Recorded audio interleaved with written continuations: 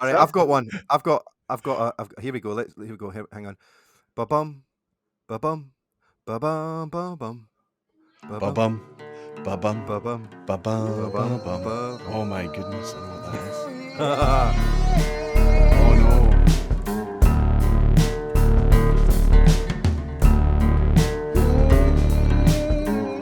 I'm dating myself now. I had no idea. No. Children's Ba-bum. show, isn't it? Ba bum, Yeah. ba bum, bum bum. No, you've got me. I don't know what it is. So we've I got do a know new it. game. We've got a new game, Roy, that starts the show. Which is guess the bum.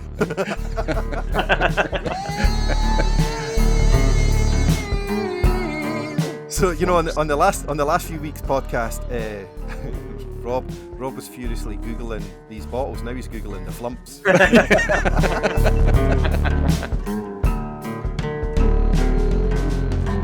Hello, Dramfacers. Welcome to podcast 11. My name's Gregor McLee, otherwise known as Time for a Dram.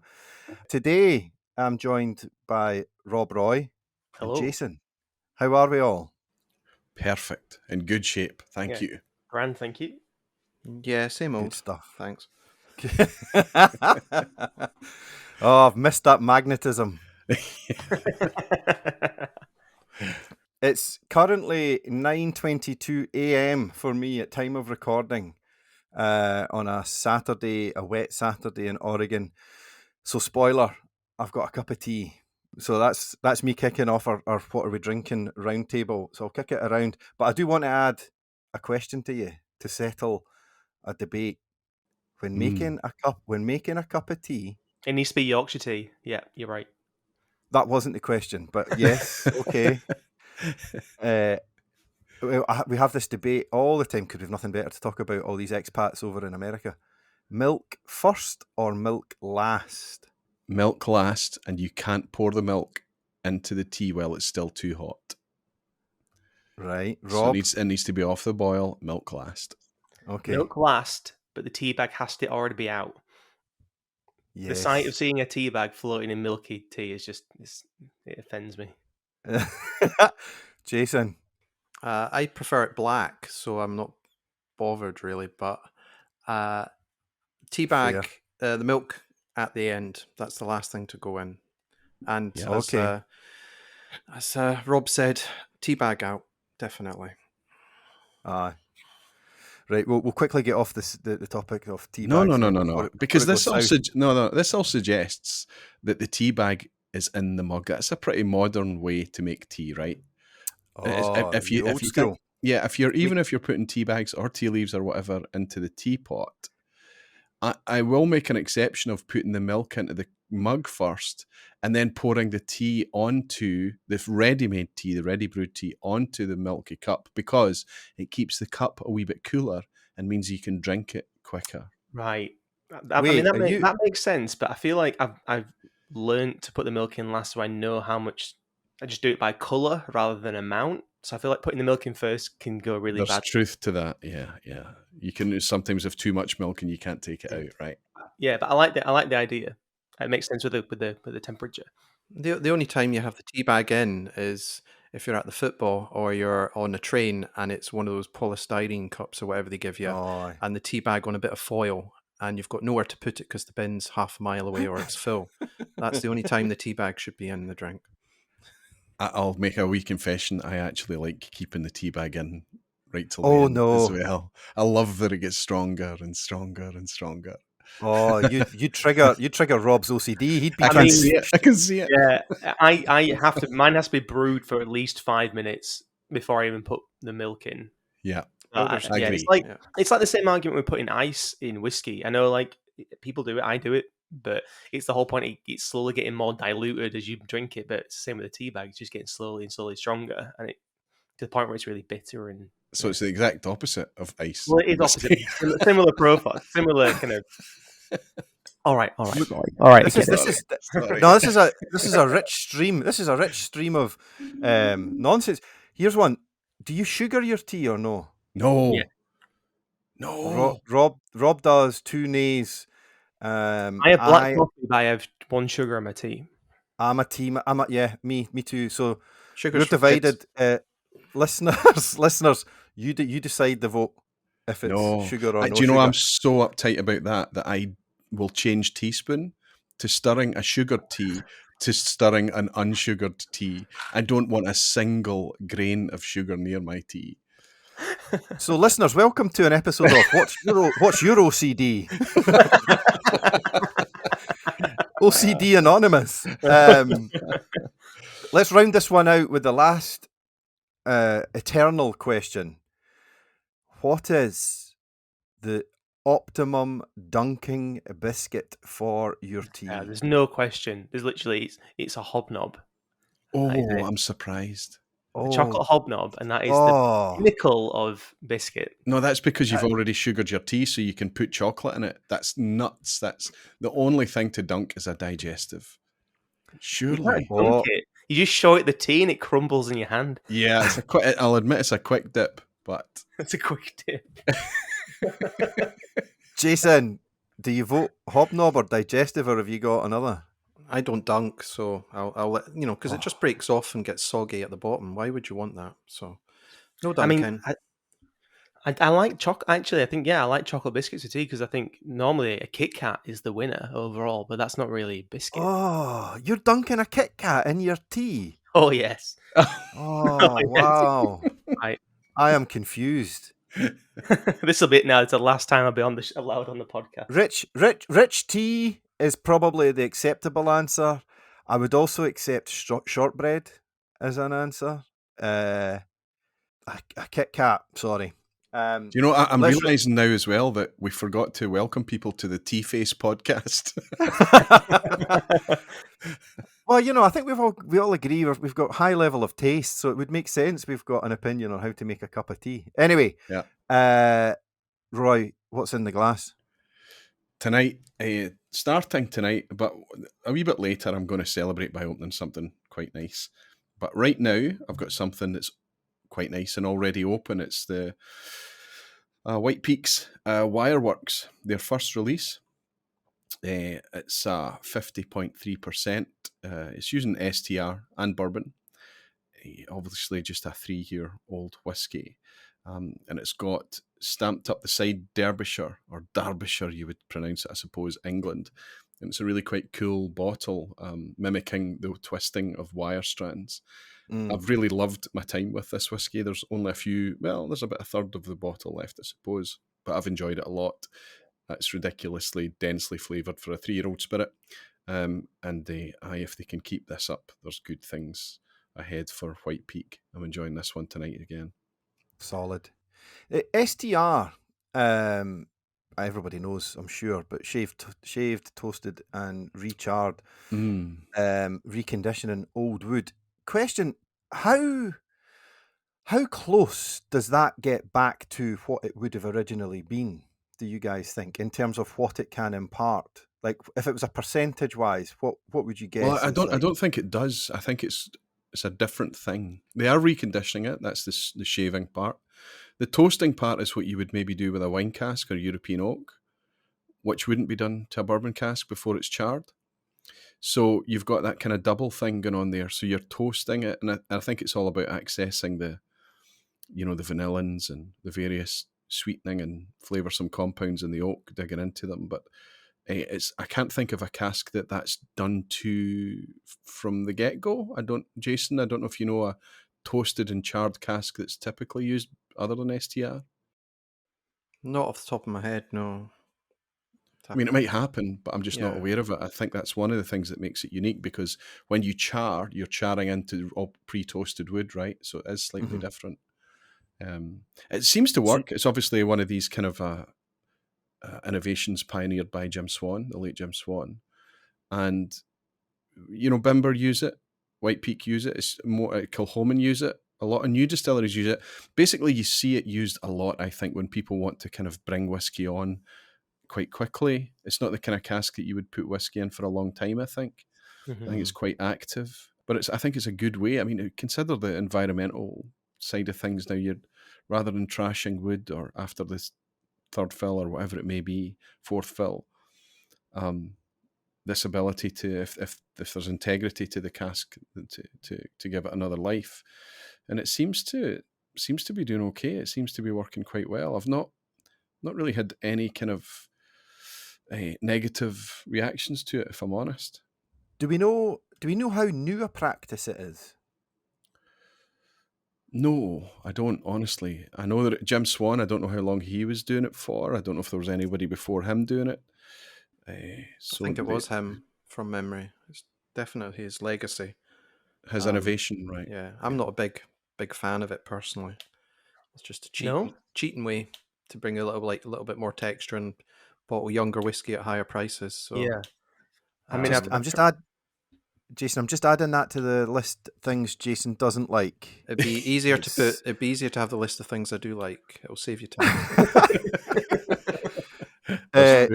Truth. Jason, what? There's a good segue. What is something that you like? What's in your glass right now? This is the new Thompson. Well, their first blend. So they're blending now. So it's the SRV5, over 8 years old, bottled at 48.5% natural all the way, and that is £35. Wow! Wow! Has that been and gone, or is that still out there? Don't worry, boys. There's a couple of bottles travelling to Isla with us. You'll get to try it. I was thinking of the listener, Roy. They're doing batch. Well. No, you were not. You were thinking of you. I was indirectly thinking about me. Yes, because they've got their larger cask for this to vat everything. I think the outturns are 800. They're already doing batch 2 now, so it's definitely a way to get your hands on one of their releases and not without paying silly money at secondary prices. And it should be available in most places, but it's probably going to end up like, I mean, I'm trying to remember one of the ranges, but when bottlers bring out more of their affordable budget range, because it's a series, people snap it up because they want to continue the series and compare it to the previous bottle, because they empty 2/3 of the cask into the outturn, and the remaining third, like Glenfiddich style or whatever, starts the basis of the next blend. So it's continually evolving, like a Solera. Is that Solera? I was going to say, is that where's the difference to Solera then? Is Solera because it's multiple casks stepping down, or so a Solera system is half emptied and then topped up again. So and as it kind of, if you imagine a kind of waterfall effect as it goes down the layers, then theoretically each layer becomes older and older and older. Okay. I think. Is this just a vat that's never emptied? Is that what the? Yeah, that's going to be the plan. They're just going to continually fill it and empty 2/3 each time. So it'll be a Solera vat. Yeah. Yeah. Rather than an actual Solera. A Solera I got vat. you. Yeah. And it was what, 35 for 7 years, 8 years? You said over 8 years, so there'll be older stuff in there, no doubt. Yeah, 35 quid. That's epic. That's amazing. That's what we need more of. So it's going to stay. It's going to stay that age. I think it'll always be that age because they're not aging it in an oak cask, right? Even if it's an oak vat, they're not aging it. So it's always going to stay an 8-year-old product, despite the fact that it's going to be getting increasingly older as time goes on. Yeah, 1,200 litre, so European oak. So yeah, good. So it's not going to be big. It's not going to yield a lot of. 800 bottles, I think. Yeah, so they can only empty half of it at a time, so 600 litres comes out at a time, I guess, and yields 800 bottles. It sounds like something like that. Nice. I wonder how that would affect the price, because obviously as soon as they keep adding more and more to it, the amount of older whiskey is going to be smaller and smaller. It's not always going to be present. So would they keep it the same price, or would it increase in price? Or I'm not sure how that would be worked out. I think they'll just keep it the same. This is the entry sort of bottling.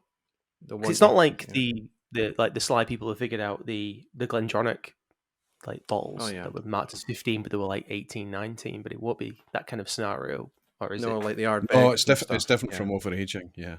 Mm-hmm. No, but the fact is, obviously, the bottles, the whiskey in there would be old, but it won't. But it'll be continually emptied. Glenfiddich famously, their 15-year-old is a Solera vat. It was Speyburn as well used to have a very old Solera. They used to put out a 25-year-old Solera from Speyburn. That's discontinued. I don't know why. I don't know if they've got rid of their Solera system. but I think it's nice to see it used. It's an interesting thing to do. And the whiskey will actually get older each time, Rob. I mean, if the base stays at 8-year-old minimum, there's obviously it's diminishing quantities every time that they fill and empty, but they're theoretically the idea is that there's older and older whiskey, remnants of older and older whiskey in there as time goes on. Yeah, it's an interesting thing. Definitely. Yeah, but definitely Rob, viable. What about yourself? For sure. What's in it? £35, I'll buy two.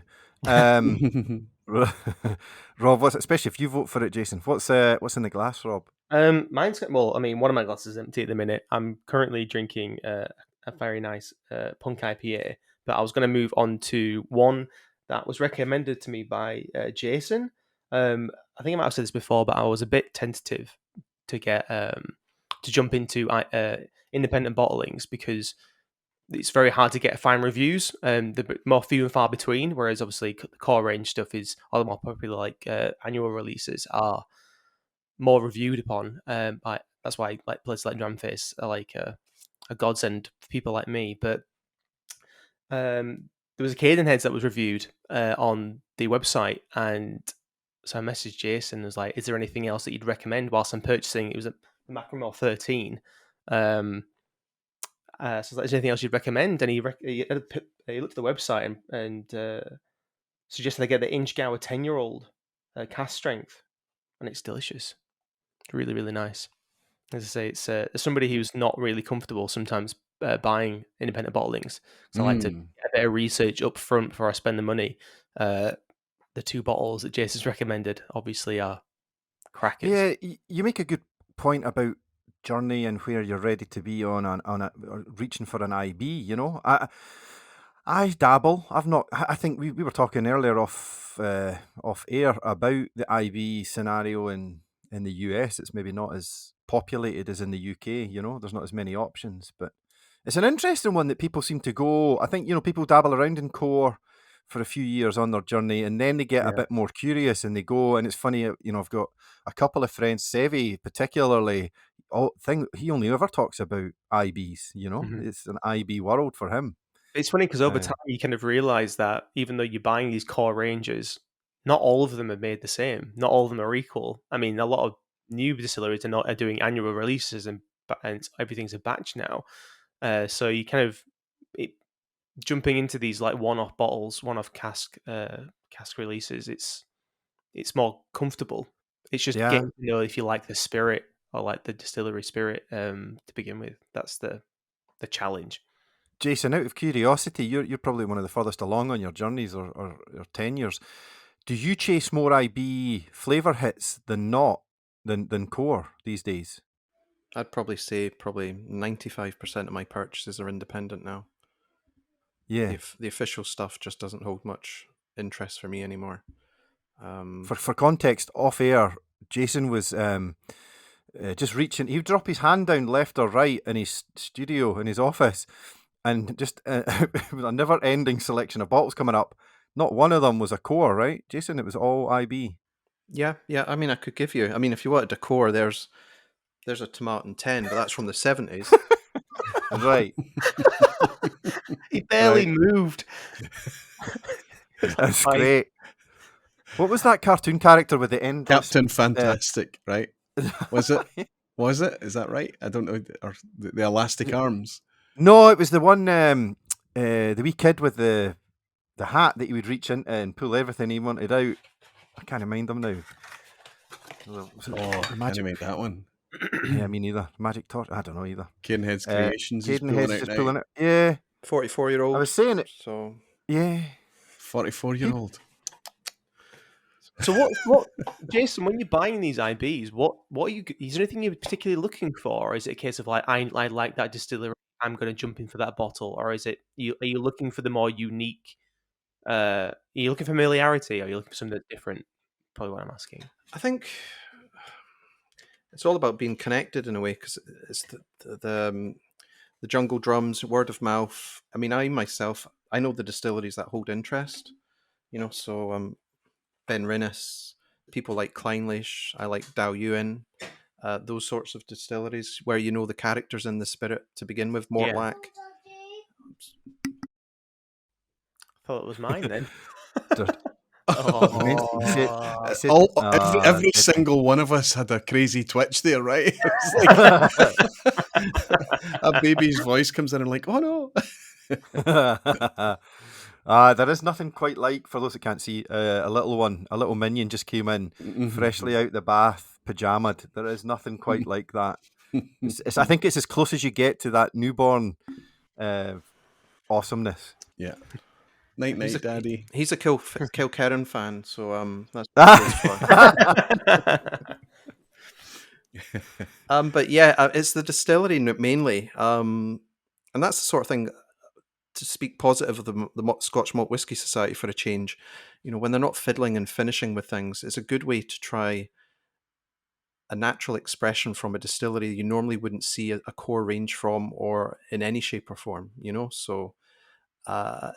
Just familiarity, Manic Moor was one I probably would have overlooked, but there's always going to be a good Manic Moor, and I'd heard rumblings it was quite good, and then I just plunged for it. Sometimes you just got to go with it. Or North Star bottled that Dalwhinnie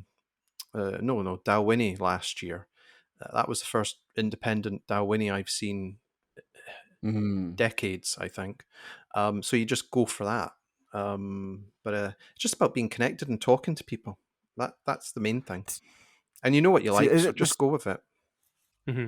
I want to bank this topic for another one another time, but I also want to hit you up for as many pointers as possible, Jason. What would you say when you're looking at IBs, other than Intel and so on? Is there a repeating red herring that you see, something that you go, nope? Is there a thing done or a change of casking or something that you can see with an IB that turns you off? I think we talked before the show about a well-aged maturation, and then they finish it for a couple of years in a sherry cask, or something's finished in an octave or a firkin or smaller cask, just because they're wanting to get that sherry bomb color thing going. And that's wrong to me. But some people like it, but you'd be better off buying sherry. It's a lot cheaper. But one of the good markers for me is track form. Who's picking the casks at that bottler? Do they know their stuff? Are they picking good stuff? So Mark Watt, can pick a cask. North Star can pick a cask. Charlton Whiskey certainly can pick a cask. And you get a feel for these bottlers. The Thompsons as well. People who are really good at picking casks, and that comes through with their bottlings, rather than people who are, I don't know, maybe don't have the connections, or they're further down the picking order, who, they're struggling. So it's interesting. Yeah. So it's like it's even got to the point where you're looking beyond what's in the bottle and who's actually picked it. Yeah. As well. It's not just a case of like, oh, I like this such and such. Is actually people doing it. That's actually really interesting. I never considered that, to be honest. Yeah, and I think that it's not necessarily known who picks the bottle, but going, as Jason just pointed out, going brand by brand. The only name he mentioned there was Mark Watt. Well, Mark's name is actually on the bottle, right? It's Mark Watt. It's Watt Whiskey. It's him and his wife.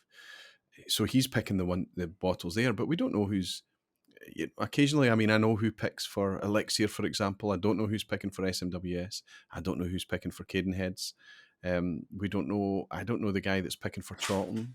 I guess it's Phil and Simon that's picking for Thompson Brothers, right?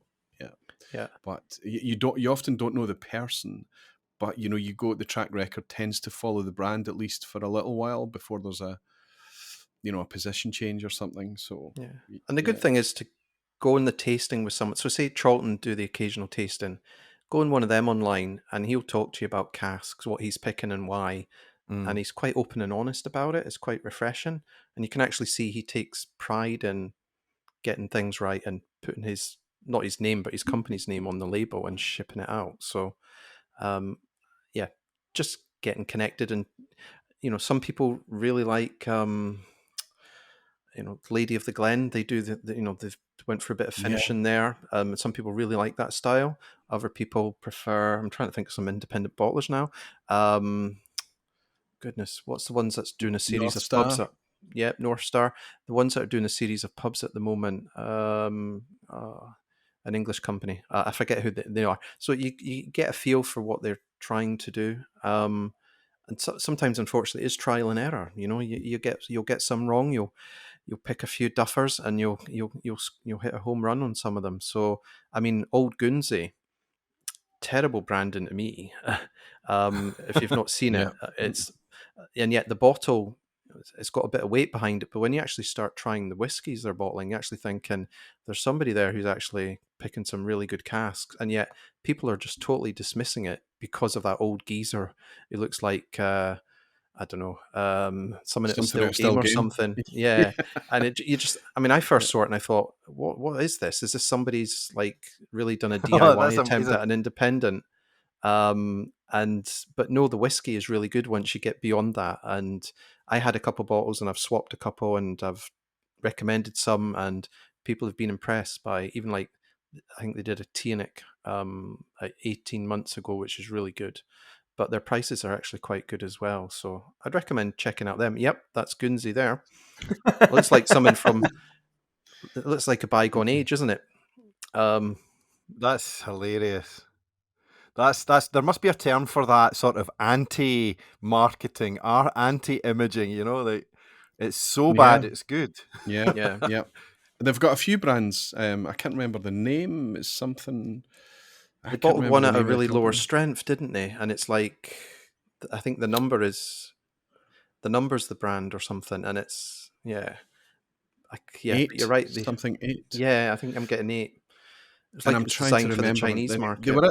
They were at the Glasgow Whisky Festival, and I was speaking to a couple of guys from the team there in the Bon Accord afterwards, and it's really quite an organic story there. It's about Old Guernsey himself. He's the whiskey loving dad in the family who teaches his family how to appreciate whiskey a little bit and things, and how to enjoy it, how to appreciate it. And it's ended up seeding this whole kind of saying, okay, let's try this. So they're kind of they've come out with a few different brands. I need to check it out. I need to remember who the name of the company is. I feel bad now, but is that number 8? They're pretty new.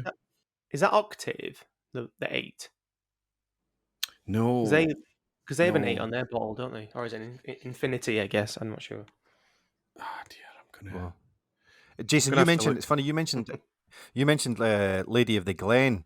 Mm-hmm. I've got a nice little side anecdote of that. My mate, Chris, he was in the market to try and get a couple of used whiskey casks for his back garden. And, you know, as I'm sure many whiskey lovers do, they'll turn it into a planter or a table out the back. And it was luck. I think he went direct to them. I think he stays near them or something like that. And as it turned out, he was able to track down a bottle, because the details were still on the cask. He was able to get the bottle hadn't been released yet, and he was able to catch a couple of the bottles of the same cask that he had, which I thought was amazing. It was like you've got this. It's like the complete package. Yeah. They're just down the road from me as well, so they're in Dalgety Bay now. But no, the Fife Leisure Retail Park that's just up the road from me, they've got one of these indoor golf range things, and they're always selling casks and planters quite cheap, and they all seem to be Loch Lomond casks that they come from. So there's definitely a wee business there and people selling on casks for whatever reason. But yeah, the company name is called Global Whiskey. That's who owns, and the Concept 8 is the brand that we were thinking about. Right. Concept 8. They've brought out a Dulhuan, a Chininik, and Colila, and they're all 40.8% ABV. So that's part of the branding there. So yeah, that's Concept 8, and the other one that they have is the Red Cask Company. It's funny as you do that, Roy, as you run off to get the info or the intel. It does kind of remind me of what pub debates, used to be. It was decided by who was the firmest in the delivery of the opinion. Yes. Now we've got encyclopedias in our pocket, so you're just going off and Google. No, that's not right. That's not right. I think you'll find. I've got I mean, it's the same with the Malt Society. You see everybody get their phone out. Which distillery is this? And yet, I've got Yeah. I've got a couple old bottles with the old classic green and white label, and one of them somebody's actually written their tasting notes and what the distillery was on the label. So it's a nice memento. But that's probably what they did back in those days because they didn't have phones, like you say. Where would you go for that information back then? You probably wouldn't have any avenue, so you'd have to write it on the label, I suppose, or on a book. Yeah, I started doing that. The first few bottles I got from the SMWS, I would write on the back, and then I've got the list on my notes. And then of course they say don't worry about what it is, just drink the thing. Bollocks, isn't it? We had. I was going to say it kind of follows suit with the whole just trust who's bottling it, but no, fair enough. We had the 150.1 last night. Phil was doing a tasting.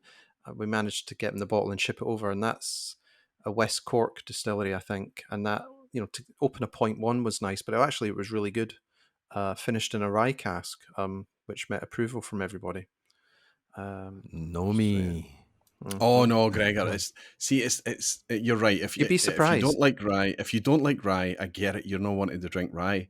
But recently, the batch 2 of Fettercairn's Warehouse 2 release was rye as well, and it just adds enough fizz, a wee bit of effervescence to it. It doesn't make you think rye at all. It just you're giving me the thumbs down. I'm going to bring that Fettercairn. I'm going to bring rye to Isla. That's what I'm going to do. Yeah, that's it. It's just a rye weekend. Yeah, and just Sorry. So, what is it about the rye it doesn't agree with you? Because I feel like every bottle of rye I've had is really different.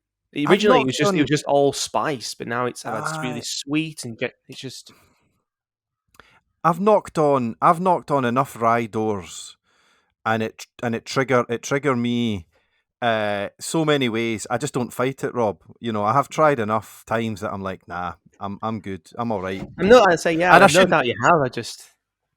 To be fair, there are some really aggressive ryes in America, in American whiskey. You're almost crunching on peppercorn or a bread mix type thing, and some of them aren't pleasant, but I think if it's used right, it can bring something to the previous example. I tried a glass of the Scottish rye from Arbickie recently. Oh, yeah. And that's not going to convince Gregor either. Well, if you don't like that style, if you don't like that flavor profile, to some people it's kind of lime and ginger fizz. To other people, they get soap. And I would say that if you don't have a palate for that, if you don't have an appreciation for it, it's not. I wouldn't bring you the Arbickie, but some rye casks. Unfortunately, their biggest problem is the price. It's nothing to do with what's in the bottle. Yeah, but I have noticed each release is getting significantly cheaper, and they said that that's what their mission is. Each release is going to be cheaper and cheaper and cheaper. I wish them well. I hope that does happen, but. I agree with you, Jason. The reason that I went to the Bonaccord and bought a dram for £13 for a very young whiskey, right, is because I didn't want to commit to the £100 it was going to cost me for a bottle. Price is absolutely part of it. I'm all for supporting small concerns and new distilleries and things, but our Bicky are not small scale. They're doing things a wee bit differently. I appreciate that was a very small outturn and things, but it was very pricey. And I have to say, on drinking experience alone, I would have to say that I would have been a wee bit annoyed at the price of it. I've got a bottle here. Some Perthshire, is it? Yeah, sort of that up that North Forfar type way, I think. I've got a bottle kicking around here, and I think it was the inaugural rye, and it was £250, which is just too much. I'm sorry. As much like Roy says, you want a goodwill and see people prosper. It's too much. Perth's got a lot to answer for, isn't it, Roy? Aye, well. Just to go back to the rye cask, I mean, I feel like the first thing that came to mind was Rassi. I know they have like the 3 different casks, but that comes out really well. Oh, don't tell me they're messing around with rye. Just relax. Don't worry about it. Don't be afraid. Don't worry, Gregor. I think your trip to Scotland, this is a Rassi sample. Yeah. So. I think, Gregor, your trip to Scotland that's coming up is going to be eye-opening from you, because every time that you've come over to Scotland before, even when you've been drinking whiskey, I think it's been about what bottles can I grab to take back home, what can I get in Scotland that I can't get at home, what can I try, explore. What you're actually going to do this trip is get dirt under your fingernails. You're going to see different aspects of the landscape of Scotch whiskey. It's going to be eye-opening, and I think that you've already preempted that there could be a come down after you have to go back home again. Yeah. I was messaging you that. Yeah. No, indeed. I just reflected on the fact he's been drinking peated whiskey and rye at Rassy. Yeah. Well, I have to say, I've knocked on the peat door again. Not to turn this all about me. I've knocked on the peat door equally a few times, but I know that will come to me, and I've got a few drams that I do enjoy. I'm just not going full heavy metal. Mm-hmm. But Rassy, I would say, I had the inaugural. I had a little sample, and I shared it with Leanne from Scotch on the Bayou. And I would say, and I don't know how heavily peated that was. I don't know how that factors in the grand scheme, but that was eye-opening for me. Is it just heavy peat you've got a problem with, or are you okay with lighter peat like Springbank or? Oh yeah, no, I'm all good on Highland Springbank. Park. I was about to say I'd be worried if that wasn't the case. Yeah. Nice. So I'm excited to see Ardnahoe, Roy, when we do go to Islay. And it reminded me of the video that you did, right? Where you were talking about if I was going to make a distillery and how much it kind of met your criteria. So I kind of feel like I've had that answer from you on if you were going to make a distillery, what might it shape up to be? Here's an interesting, can I interject, because I think this is a fabulous topic, Gregor. I think the problem I've had in the past with asking this question to people is they start with the minutiae. They start with the tiny details and they build up from there. I think it's much more fun to start with the much more broad brush. Would you put it in Scotland, for example, and then use a funnel type system to get it down to the minutiae? How would you structure it? Because people always say, well, I would have worm tubs. Yeah. And they go from there. It's like that's the condensing the spirit is literally the last step, and yet that's kind of weird. I suppose working backwards is fine, but I mean, we could ask, would Rob put it in England or that kind of thing? Yeah. I mean, we can just happy to just kick it around. And now we can have a second follow up. But I did want to kick it around for a bit. That's a good one, yeah. What are the criteria points without going too minutiae? But yeah, a bit like you say, big broad brushstrokes. What about you, Rob? Where would you put it? There's a good one. Where would you put it? Yeah, I've never really thought about it. I mean, I'm not really really clued up on the whole terroir of whiskey, and obviously that would play a big part.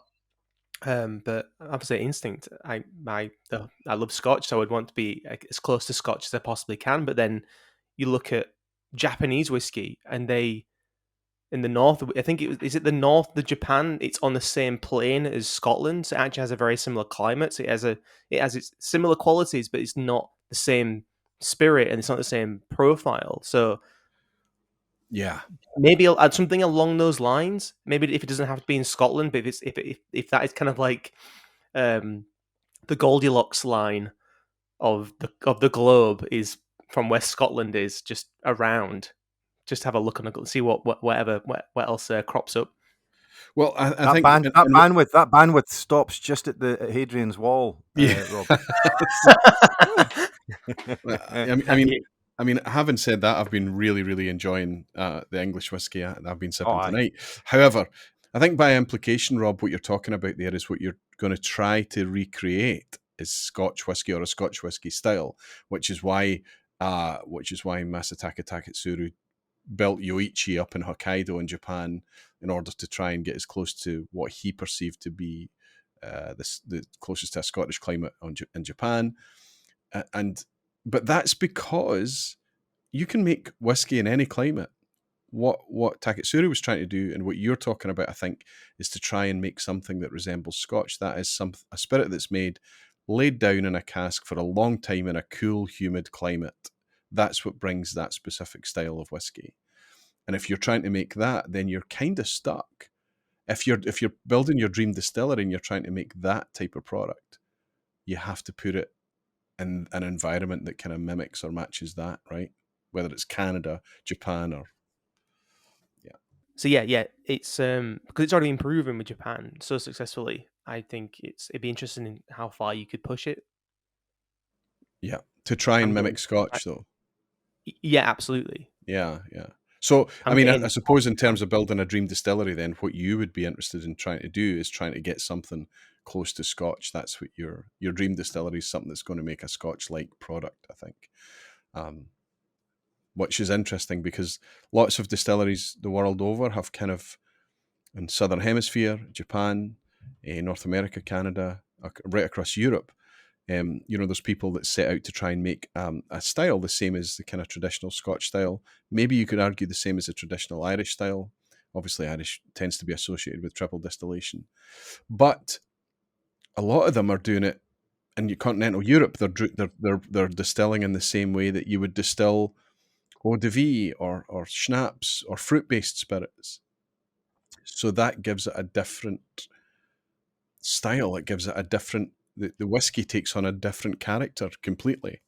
So, and even if you do it exactly blueprint, copy and paste Scotch, it's interesting that depending on where you are, from a climatic point of view, from a terroir, as you mentioned there, although we have to be careful, we have to always use that word with a small t, provenance, location, microclimate, whatever it is, the whiskey takes on a different character. It's fascinating to me. But I suppose your dream, would it be true that all of our dream distilleries would be built in Scotland?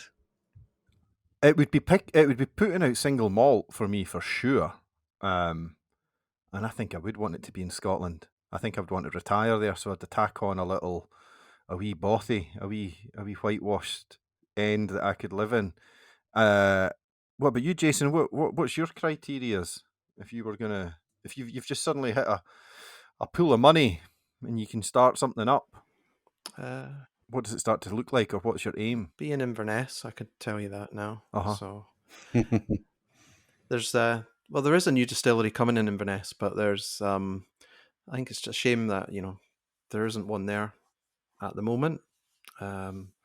So I think there needs to be one. So I would do that, and I would probably just look to the past. And I like almost like the accidents of distilleries. So the Springbanks, the Mortlacs, the Benrinnises, where it's a little bit convoluted and a little bit archaic, and nobody could quite figure out why they did it, why they did, but it turns out well. Whereas now everything's two stills, condensers. Roy mentioned worm tubs, of course. Everything's very methodical and scientific, and sometimes there's a mad professor way, a bit like Balcones probably when they started out. You just want, let's just do it our way and see what happens, like Smogan as well. He was told he couldn't do XYZ. He did it the way he felt it should be done, and it's turned out brilliantly. So I think that would be what I would do. I would not listen to any whiskey consultants. I would just go with what you think's best, and see what happens. Let the whiskey take care of itself. Yeah. Or I could buy Milburn and just just cut it out and redo it, I guess, possibly. No, so let me just pause there. You've obviously mentioned the Invernessian distilleries. I think that's quite an interesting one because Glenalban's gone, right?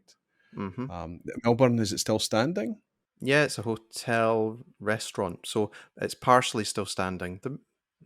I'd probably say about 60% of it's still there. Okay, so Glenalban's gone and Glenvor are gone, right? Yep. Yeah. Okay. So that's quite a nice thing in itself. And if distilling can return to Glasgow again, if distilling can return to Fife, widespread distilling right across Fife, why can't it return to Inverness?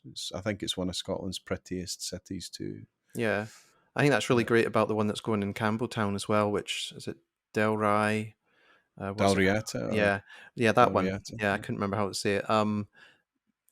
Campbelltown, fantastic skill set there. Who love their whiskey? Why on earth don't we have more distilleries in Campbelltown? So really looking forward. That's another distillery I'm excited about. But don't you think there's much more distilleries springing up out of passion rather than out of a sound financial business case that you would expect? I mean, sure, that's happening too, the investment and things that's coming in. But rather than just, corporations saying, right, we need to make more whiskey, let's build a distillery on this kind of greenfield site or brownfield site, whatever it is. What we're seeing now is all these projects popping up from people who want to make whiskey for whiskey's sake. That's kind of fascinating, right? There's a climate right now that's encouraging people to bring forward, we hesitate to use the words craft and artisanal, but they are real words, and used in the right context, they're applicable here, I think. Yeah, I think going back to Dornoch, that was their motivation. They're whiskey geeks. They wanted to revive the old style. Yes, it's not the most efficient way to do something. Yes, there's more efficient grains or yields and things out there, but and yes, you could cut fermentation time and all these things to save costs. You'd still have a whiskey at the end of the day, but it wouldn't be the whiskey that motivated you or captivated your imagination. So I think people like that, and as you say, other new distilleries, those are the ones that interest me, the ones that it's a passion project rather than a money-making exercise. Those are the people that, like Killowen in Ireland, for goodness sake, what he's doing there, fantastic, and that's pretty much out of a shed almost, I think, looking at the photographs. Yeah. And I think we're keen because we know what's going into it. We're keen and we're happy to pay a wee bit more. We're happy to pay a premium knowing that backstory. And we don't always need to judge it by the same measures and metrics as the other whiskies that have perhaps come out of distilleries that are far more focused on meeting targets for efficiency and things. Mm-hmm. We are keen to kind of support that. The Diageo price rises when they hit, allegedly. Why on earth does a 16-year-old Lagavulin, why does it need to shoot up in price so much? Why does the 18 Talisker need to shoot up in price so much? It's not because the whiskey's improved overnight, let's be honest, is it? It's got nothing to do with that. It's money and shareholders and all these things which don't interest me anymore whatsoever. Yeah, I mean, sometimes we have to remember that businesses are businesses, the whiskey making industry is the same as any other. They have to make money and they have shareholders and there is a desire to kind of charge what the market will stand, charge what the market will pay, all of that stuff. But I think there's a very short-term minded attitude there because they'll come unstuck very quickly when all of these much, much more densely flavoured, much more characterful, much more high quality whiskies come along at the same price as them. Yeah, that Tianic review that came in today from Wally, who's an Egypt. He would, that was. I quite like him. Wally, don't listen to him. You're loved. You're dearly loved, Wally. What was that?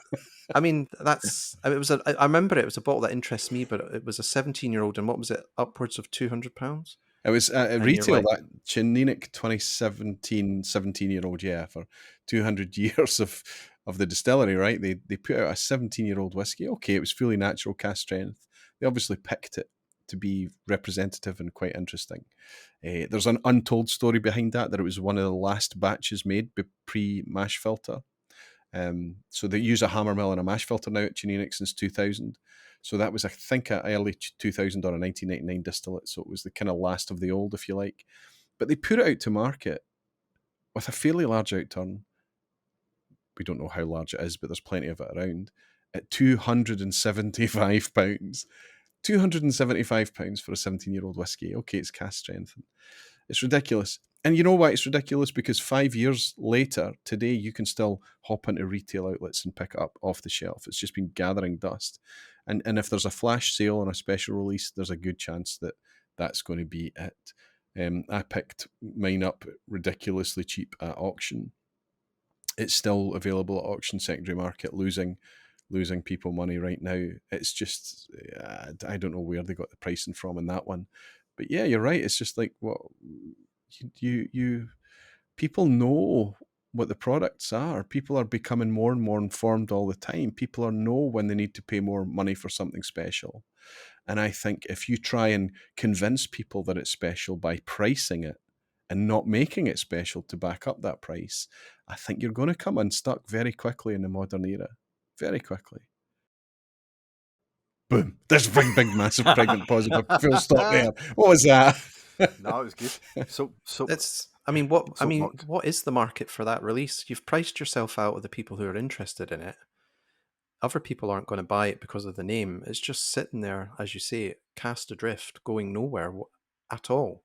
It's just bad management by Diageo yet again. Yeah, I think it's a good example where decisions are getting made for who, right? Like, in my job, my day job, you're often asked, like, who's that for? Who's the consumer? What is, and if the product can't answer it, or what you've done on the shelf can't answer it, someone's upped up. So absolutely. Yeah. Does it ever get past the point of, is it for us to make money rather than for the consumer to enjoy?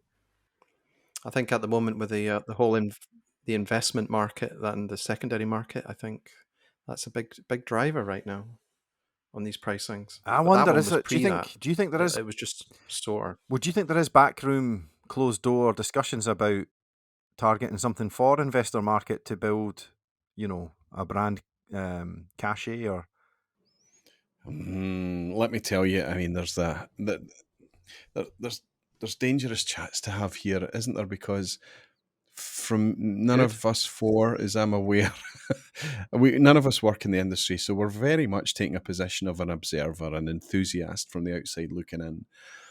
But I know from my professional job, your professional job potentially, Gregor, I don't know, but that there's a huge element of creating demand by implying a limited supply, right? Sure. If you say that something is in limited supply, that it's scarcity, rarity, or it's not available for everybody, that seems to be the biggest kind of cynicism that's happening right now in whiskey, that people are saying that, oh no, it's priced for this because of demand. And that's real, because what happens is that there's a parcel of stock and they say, right, okay, we want this. Well, sorry, there isn't enough, you can't have that. And they say, okay, we'll pay more. Suddenly you can have it, right? So demand does push prices up. But to release a product, let's say, and then control the demand, only make a portion of it available to the market and hold back so that it appears to be sold out, and then carefully distribute it either through drip feeding or through a geographical distribution. That's happening right now in order to justify inflated prices. I believe that's just my cynicism looking at this thing. And I think that that's dangerous, because it's very easy then for new distilleries to come in and make, for much, much better product, make money undercutting these inflated prices. And it's happening faster than anybody's willing to admit right now. There's so many new distilleries. Recent 18-year-old that's by my foot at the moment, it could be deemed an example of that. Oh, I think you're talking about the Tamdhu 18. Yeah. Do you know why that's a shame? Because, and by the way, I have no intelligence on that whatsoever, none at all. But it's a shame because Tamdhu is a beautiful distillery with a beautiful story of Renaissance. It's fantastic. The whiskey is wonderful.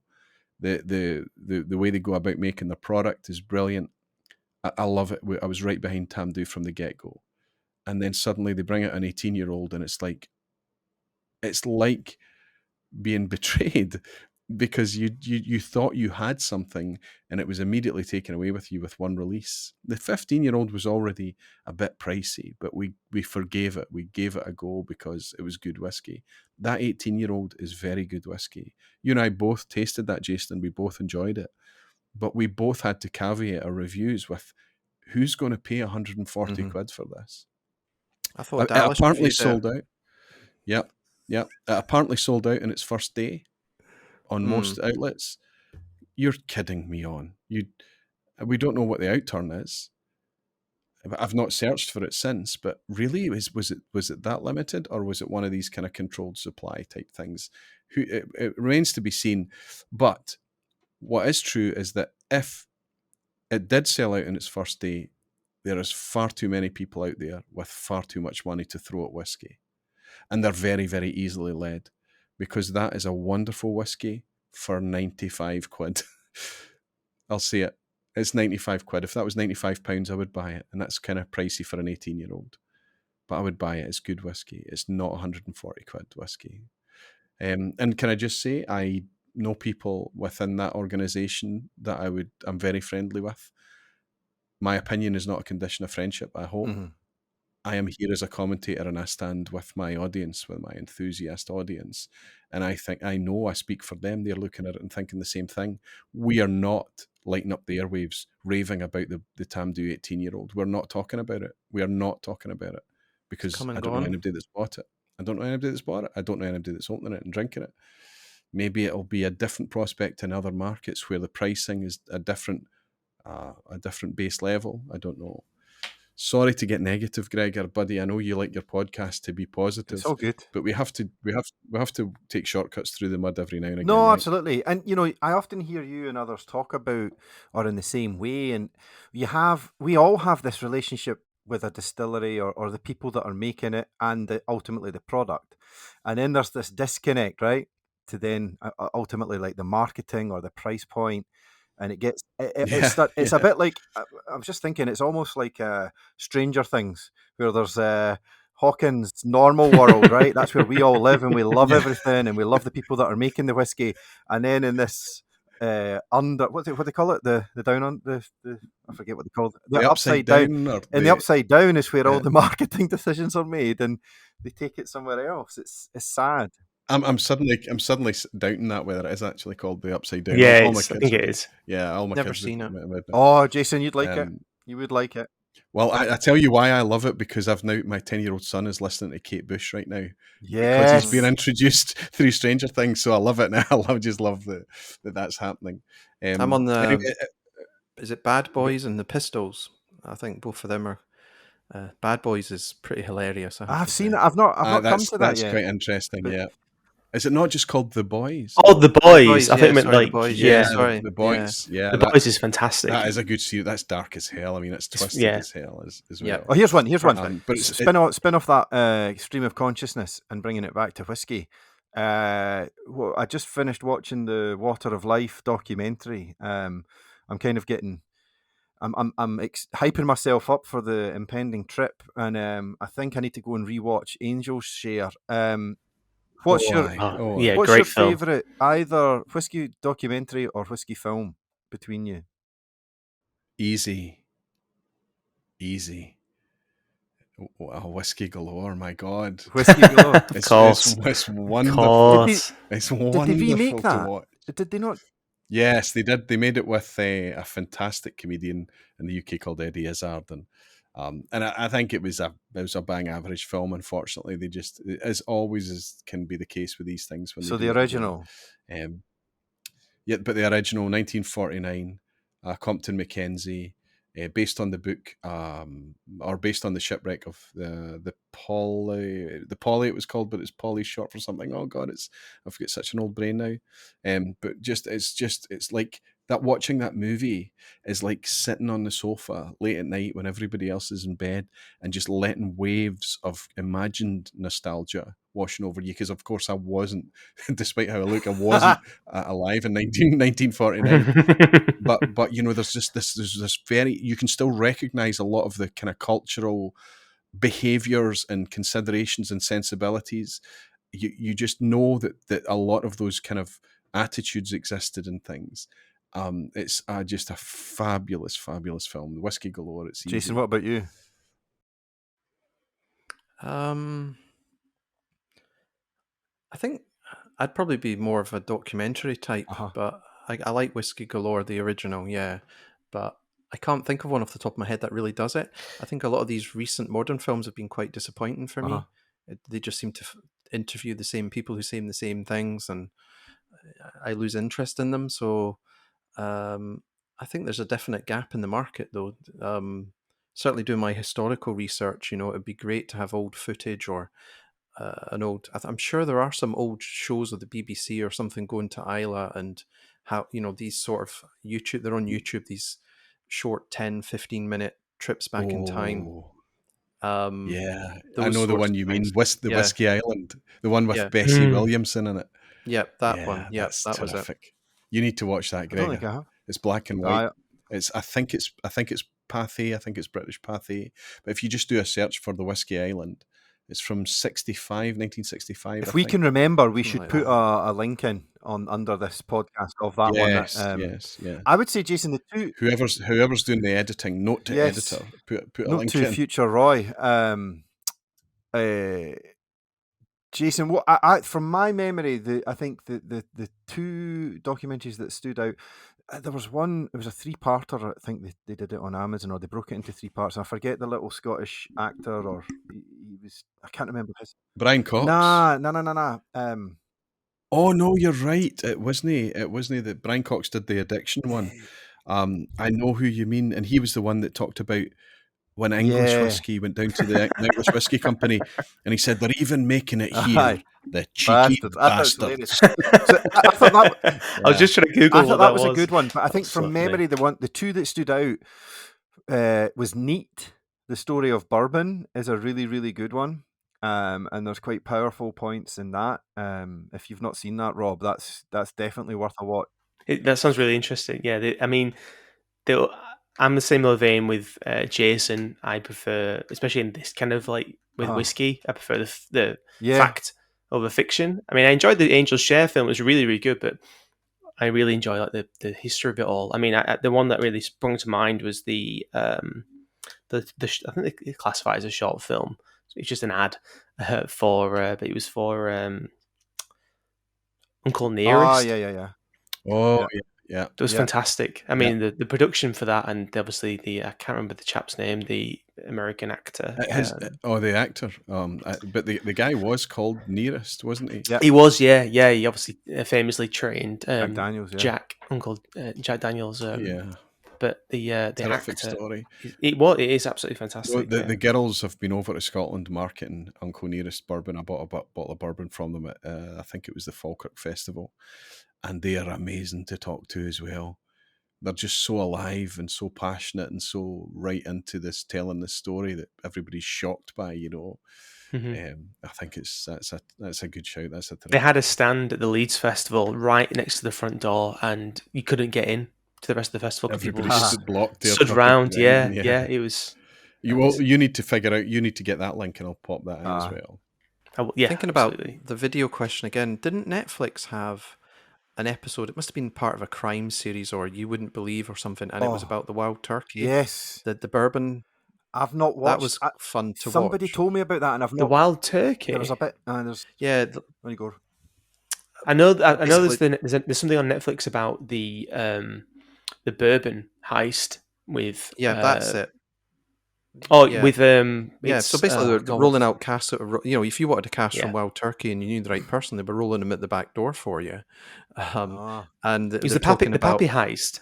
Pappies as well, yeah. So that was a good watch, actually. Yeah, that was actually really interesting. Remember, what was that? Is it like True Crimes or something? I don't know.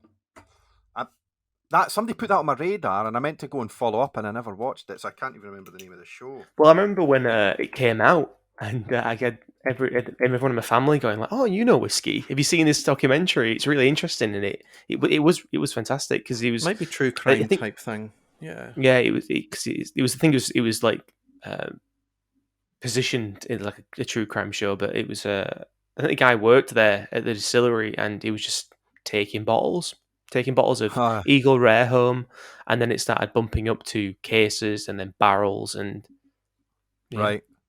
I need to hunt that one out. The other documentary that was good. I'm trying to remember exactly what it was called. I think is it A Golden Dream whiskey? A Golden Dream, almost like the precursor to The Water of Life. It does quite heavily focus on Bruichladdich, I think, from memory. Roy, can you remember that documentary? I didn't see that one, but I know the one you're talking about. And then there's the Amber Light. Have you spoken about the Amber Light as well? No. That was the one with Dave Broomman as well. Okay. There's been quite a few around, but what we need is something that's a wider release. It's tough to strike a balance between mass market appeal and good juicy kind of enthusiast engagement as well. Yeah. No, I think there's some really good suggestions there of documentaries and films. We'll try and figure out a way of sharing that list maybe in the blurb under this. We will. Yeah, I think that's a good one. I did want to ask Jason. I couldn't remember. I think we posed this question on podcast 1, but I think it was maybe coined like, what would be your desert island cask? I don't know, either desert island cask or whiskey, but. Just double checking, Jason, because it might have changed. What would be your desert island whiskey, and why? All right. Okay. I'd probably go with a Glenmore 10-year-old from the 1960s. Trying to get a picture of it for you. I just started Googling it to see if you could buy one, but I don't think you'd be able to afford one from that era. If you're looking at the Whiskey Exchange, they tend to overcharge for their bottles greatly. That one. But that's way overpriced at £2,500. But that one, and there's a really famous Italian collector who's passed now, but I think his collection's in Holland. I keep wanting to say Zagatti, but I'm probably wrong. And he had all these bottles and an amazing array of whiskies and taste and experience, and yet the one he kept going back to was that one, which was a humble 10-year-old, which obviously now is worth silly money, but that's the one I would lean to. But if you're asking me for a more accessible, affordable, I probably would have said the Talisker 10 or 18 of recent times, but not the way they're going now. So, right. Yeah, things have shifted. Yeah, definitely. Even I can tell. But on that Glenmore, what's I was going to ask you, the why? Why that? What is it about that for you? About that juice? I think it's probably from a lot of distilleries of that period, floor malted, not handcrafted, but the human element of it, and it's just a very characterful Highland style that you don't really see now at all, or you don't actually. So it's I actually don't have a bottle of that one, but we'll see. I've got the 70s 10-year-old, which is still really nice in the Dura sort of shaped bottle, but there's something about that previous release which was really good. But one day maybe I'll get that one. So to me it's that, and that one was probably widely distributed rather than me picking out a single cask from an Italian importer or something like that. That one was available, but price wise in the last 4 years it's probably gone up crazy amount now. So that's the end of that. So that would be my one. Is that to say that Talisker and so on is the closest you can find to that, or are they completely different criterias? Completely different. I just like Talisker, or did. I'm not a fan of some of their more recent releases, but I've always liked a good Talisker, and especially the 18 as well. I mean, a lot of people probably say the Highland Park 18 as it was maybe 10 years ago, which is a classic dram, and you used to be able to get for 60 quid or something at that time. Yeah. It was in every bar in Scotland. You were guaranteed pretty much to get a Highland Park 18, and it was like an event whiskey almost, but it didn't cost the earth. So that would be another one. I remember chatting to someone from Highland Park that works there. He's worked there for a long time, and he laments when at one point the 18 was in the bracket of bottles that they could buy at like employee discount. He must have been drinking it like water back then. I think it's only the 12 now that they get included in. There you go. So listeners, we prefaced the podcast with the ask that you might need some tissues. And we've got some news to share that might make some cry, might make Justine laugh. I don't know. I'm joking. Justine was supposed to be here tonight. She was supposed to join us, but just before we started to record tonight, we got a message to say that she was stuck. She couldn't join us, so she sends her apologies. Sorry. The truth is she was too worried she'd get overwhelmed by emotion. So Roy, I'll pass it over to you. What news have you got to share?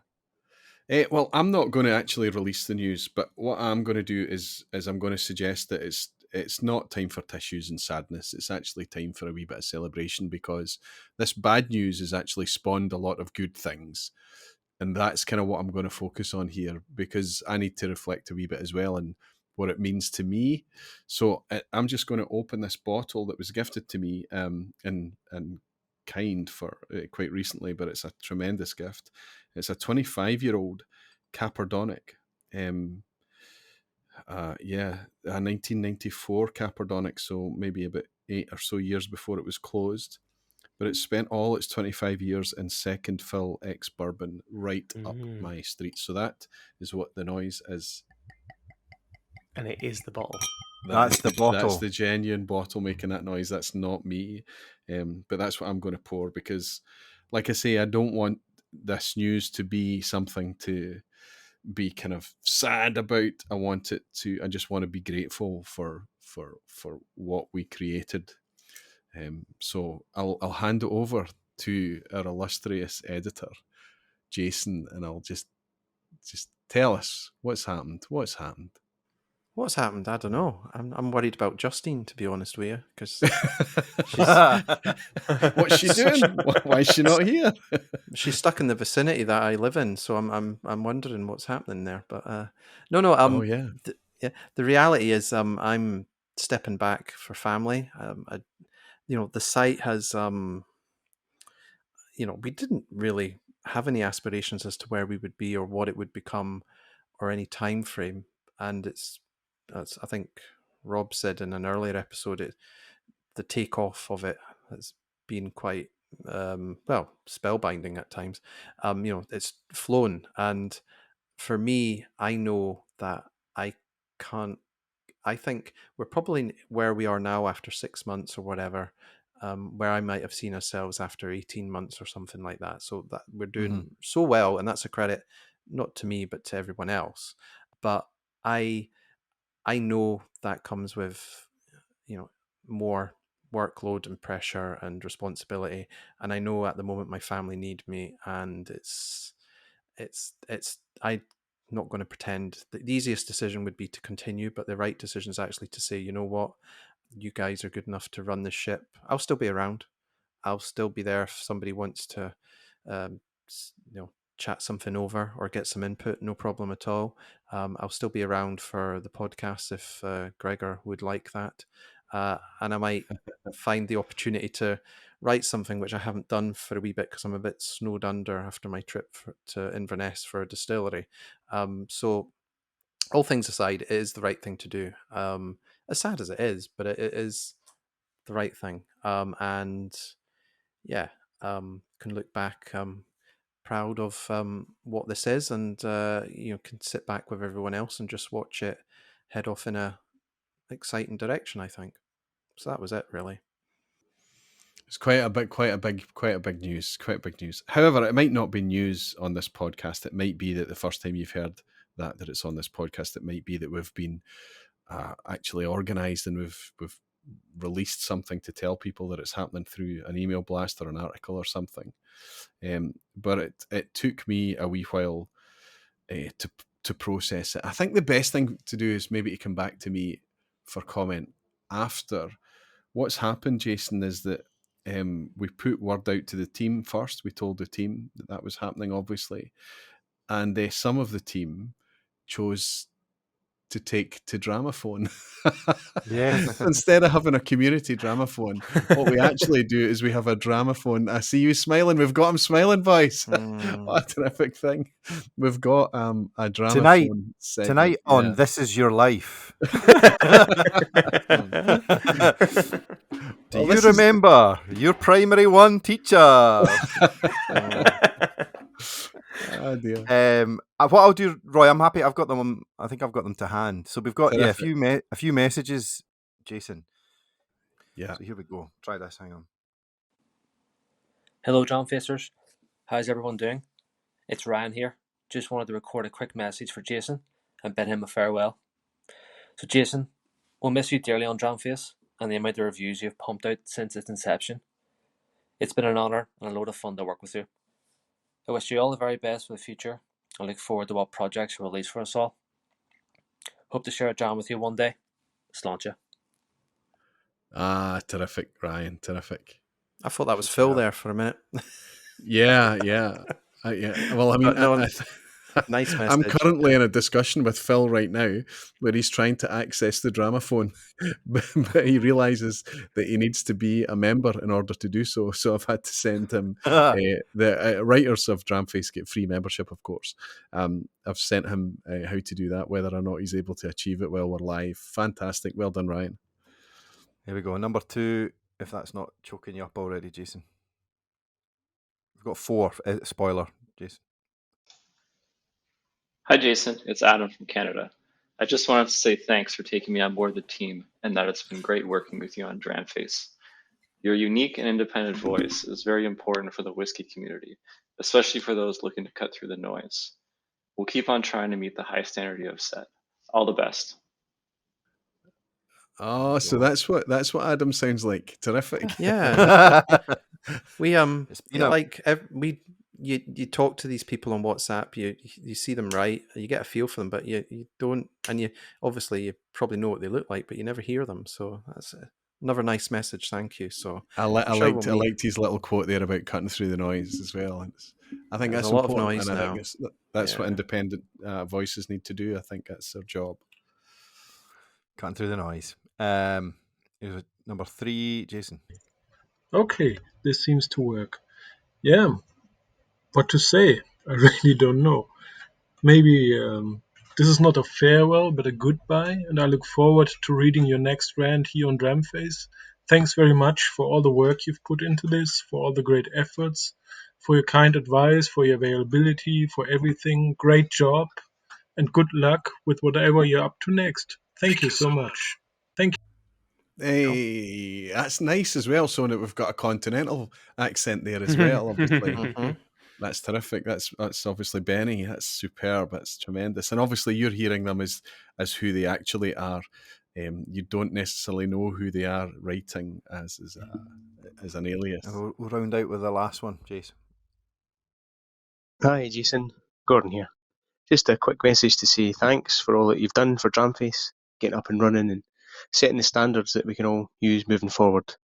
All the best in all that you do, and hopefully see you in the real world at some point. Thanks.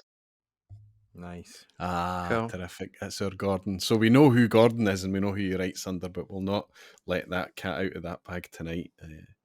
Yeah, I don't think he lives too far from me either, but he's been everybody's been a pleasure to work with, and a really good team. And I think as well, probably we should mention that obviously we haven't been publishing daily recently. We've been having weekends off, which is the holiday season, and also, Dramface has always been about quality and not quantity. I think that's important, and that distinguishes us in the market, if it were. And also we value our writers and their time. So, we don't want people writing when they don't feel motivated or have that inspiration or drive. So I think that comes through. So forgive us if we have a few days off here and there, but the content's coming in. And, I think less is more in a way. And if it's good content, you come back for good content. But if you're just getting poor, shambolic, ranty stuff, you're not going to go back to that. And I think that's one of the things a lot of us have picked up on about Dramface, not because of me, not because of Roy or anybody. It's because they recognise the quality and the voice and the individuality of the people that comes through. So that's down to everybody. We're not doing anything new, but we're certainly doing it in a unique way, I think. The team's been fantastic. We've managed to there's a couple of people that have been around, but there's so many people that are completely new and loving it. For me, I mean, the summer lull is part of it. Whiskey, we see it across the YouTube community. We see it across all social media and things. In summertime, there is a lull in whiskey. It seems to pick up in autumn through to spring. That's its busy season. But honestly, I say that what's actually happened, Jason, is that when what we see now is the net effect of Jason not contributing, right? You were contributing so prolifically that we were able to go to daily output very, very quickly, much, much earlier than anticipated. And without that, what we've realised, and it's good that it's happened in summer, that we do need to cut back and we're not going to be able to put out on weekends. But that's okay, because we do need to look after the writing team. We do need to make sure that we put quality first. And that's worked out pretty fine. And the door's always open. That's When we're short of content, we'll say, "Hey, Dallas." Yeah, or even to new people. If someone's got that itch, that's right. Go for it. We've had a couple recently, and if you're sitting on a beach in Ibiza or probably in a queue in an airport or something like that, and you've got a bit of spare time, then write something out and see where it takes you. It's good fun. And we will find ways to kind of connect the team and bring this kind of disparate group of people right across the globe together.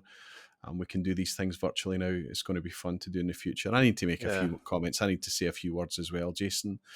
I think that what you believe you've brought to Dramface and what you actually brought to Dramface are probably a wee bit different. I think that way back in the beginning, when I was finally at the point that I wanted to voice what I envisaged Dramface could be, you were the obvious person to turn to. And you'll remember our first discussion, our first to and fro was very much about you just kind of giving advice and helping out. I think that I was really encouraged by your enthusiasm about it, your belief in it. The fact that you then jumped on board not just as a consultant, but actually as an active participant, contributor, editor, pulling a team together, organising the scheduling, doing all of the backroom stuff, made it very, very easy for me. And what you actually did in the early days of Dramface was fill the sails of the team and certainly me full of confidence. That's what you did. That's what you brought. That's what your experience brought on board. Mm-hmm.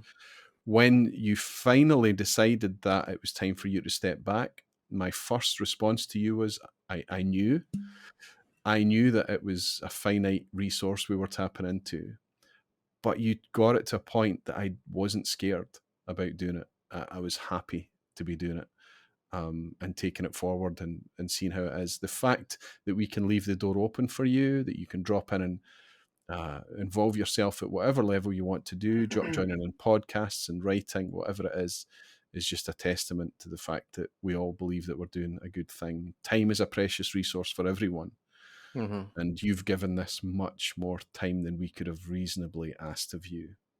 So I'm going to raise this wee glass of 25-year-old ex-bourbon, second fill bourbon, and say, Jason, Dallas, Judge Red, thank you. It's been a pleasure. Cheers. Cheers, Jason. Well, that's it. Thank you very much for all that. I'm sure some people might want to say some other things, but yeah, it's I think the noise is quite right. People need a Dramface at the moment, I think, especially with the prices, the choice, and I'm sorry, not everything deserves to be bottled or charged accordingly. So I think there's a real interest and the momentum's there, the wins and the sales. This podcast seems to be popular with people, God knows why. I know. It feels like a hangout, right? Yeah. Because the podcast wasn't even envisaged when the original blueprint. Well, we kicked around it, hadn't we, to a certain extent? I think it's brilliant. I mean, the fact that I know, Jason, we haven't officially worked together, which actually probably a blessing, really, because I'm terrified of my own writing. So to have you critique it and edit it would have been terrifying. So, but the fact that we've been able to connect through the podcast has been a blessing, really. I think it kind of shows the whole idea of having the anonymity with the website. It's kind of like a peek behind the curtain through this, but yeah, it's been great. But just to say, to have you on board, and when Rory first mentioned it, that you were one of the fourth people leading the charge with this, and then to see it in action, it's been outstanding. Yeah. And it's all been proven by the fact that we've had so many people come on board, and not just on the writing team, but also the readership and the people actually reading the website and reading the articles. It's just been a true testament to what you've done with furs and the. And what's really buoyed me and encouraged me is that serendipity, because Jason was available when we started this. That was serendipitous, right? Rob, you were available. I put a message out in the Facebook group, right, and I took it down 3 minutes later because you were suddenly popped up and you were available. I approached Gregor and I said, I think that you might be good at this and things, and I hope you're enjoying that, Gregor. I think we've got this kind of nice organic feel right now, and because of the foundation that Jason's given us, I think we're all kind of in a much more comfortable position than we were at the start. I think we feel comfortable to step in and do each other's roles a little bit. I think that what we've had is where we've seen bottlenecks and need for extra support and things, that's just naturally happened. It's come around. Mm-hmm. Jason's got a workflow in place that we can follow. He's got an ethos in place, how far ahead we need to schedule, what we prioritise, how we treat writing teams, how we respect people, how we never make demands, how we're always there to support each other. All of that culture is laid down and it's ready. And now in this position going forward, I am a wee bit daunted because it is workload. There's no doubt how much hours you've put into this, Jason. I will never cease to be grateful.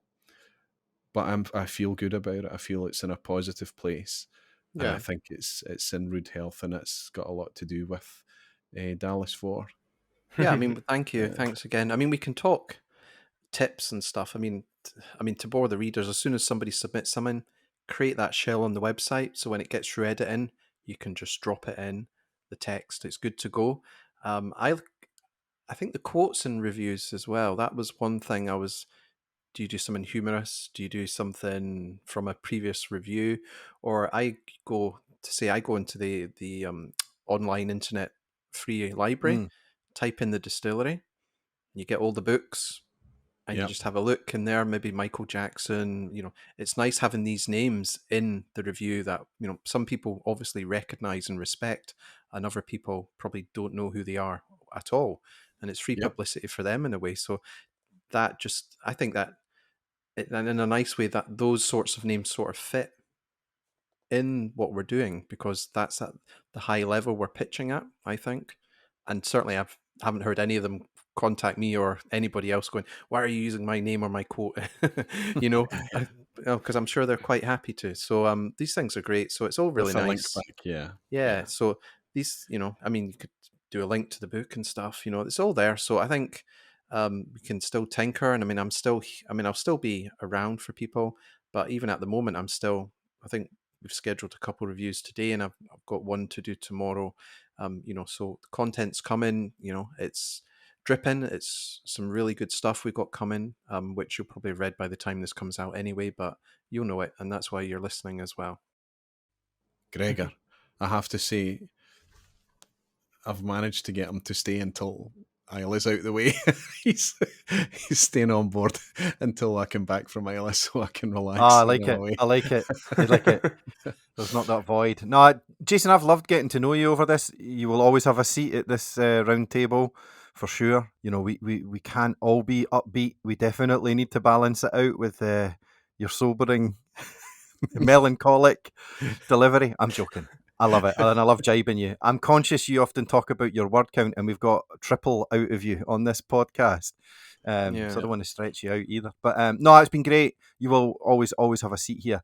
Can I, without, you're cutting loose, but can I get a soft commitment from you that if you find a 1 whiskey or a 9, I think we agreed. Did the 10 exists? Do we think a 10 will exist? Yeah.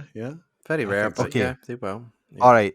So let's say, Jason, if you find a 1 or a 10, you'll come back and fill that review in. Not a 9. No, you want the 10. Well, I'm trying to give you your space. You need space. If it's a 9 that we can all buy and it's available, that's true. Yeah, there we go. The thing, isn't there it? we go. That's the thing. That's the criteria.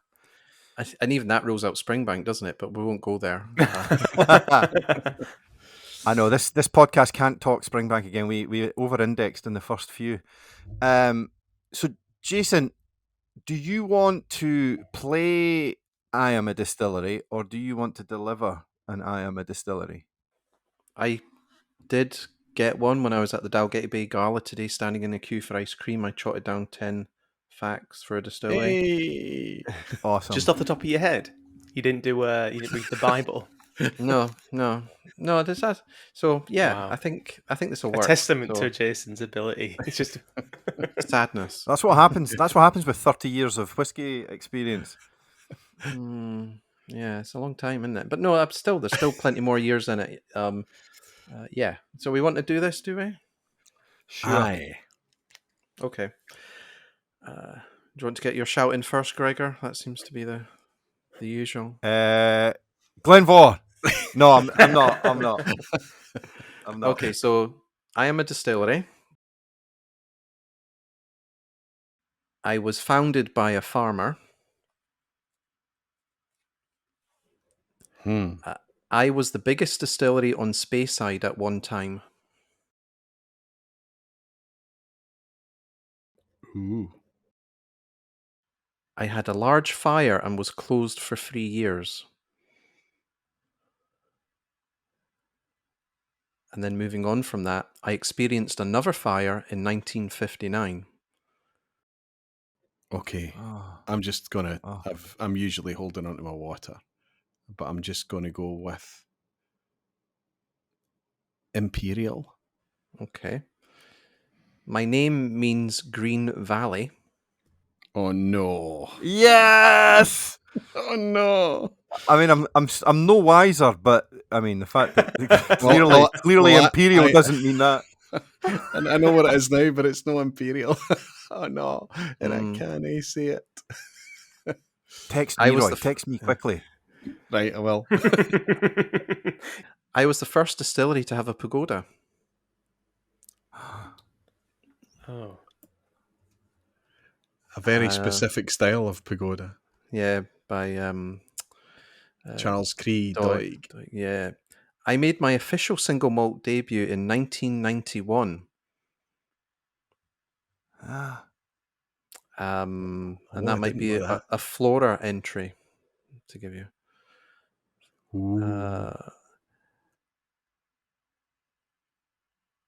When Kleinleish was closed a couple of years ago, I stepped in to replace it.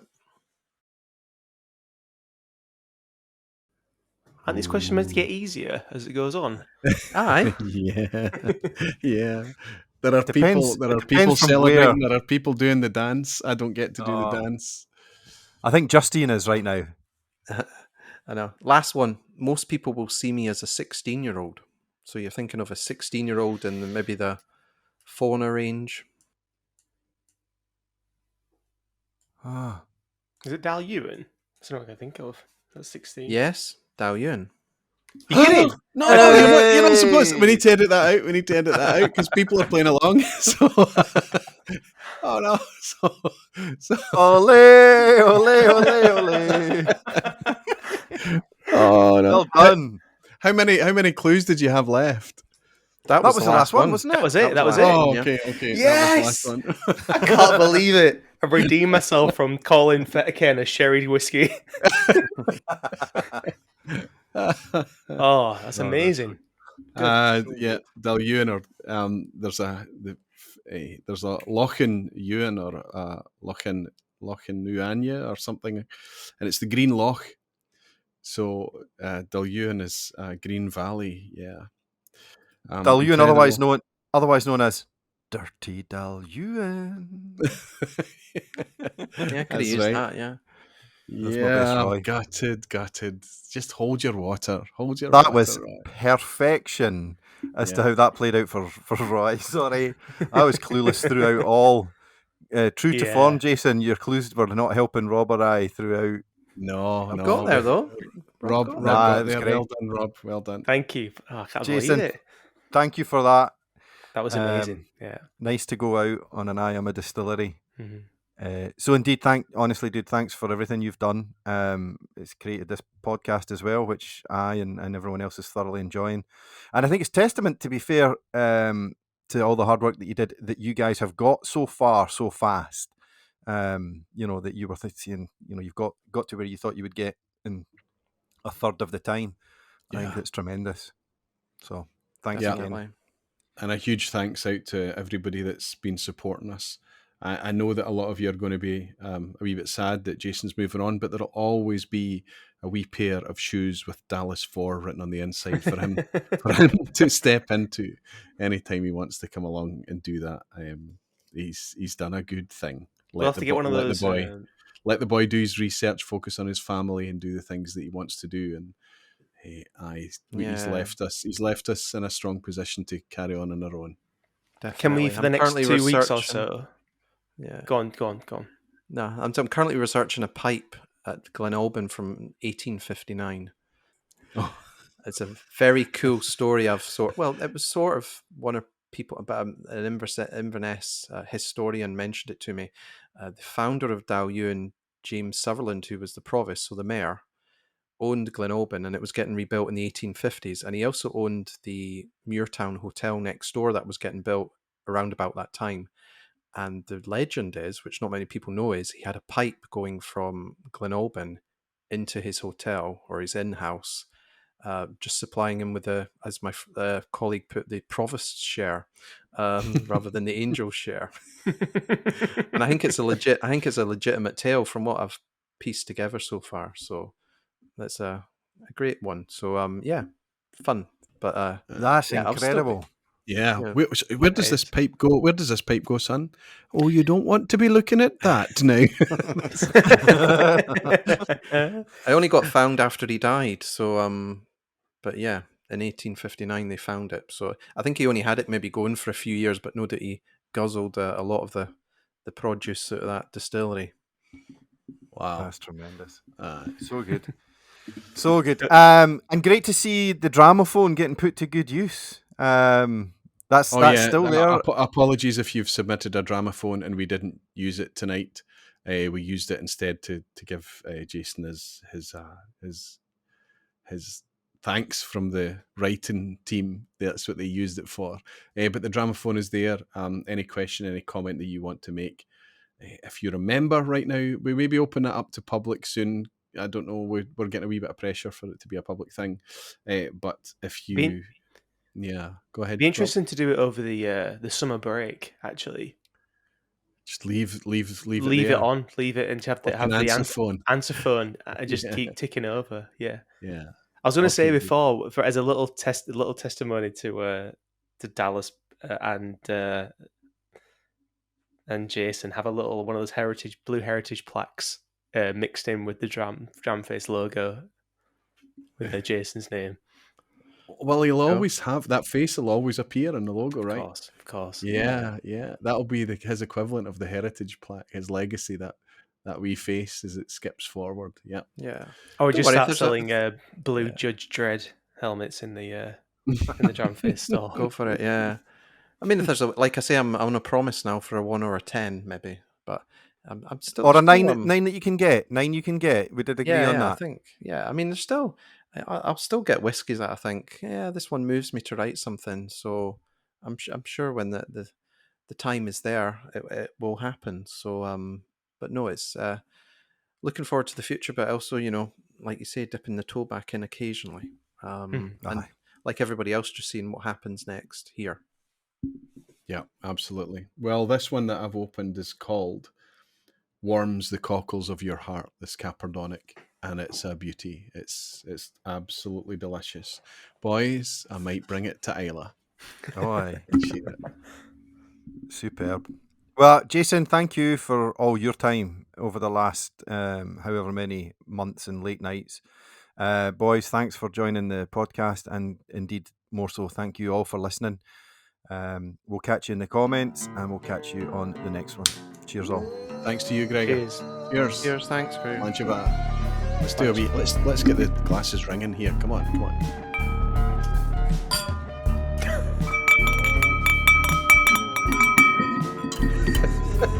A thermos mug and a ceramic cup.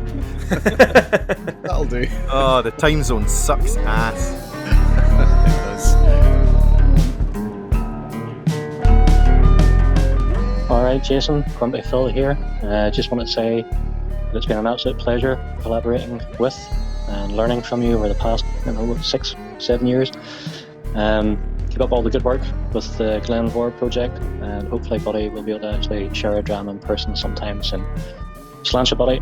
All the best.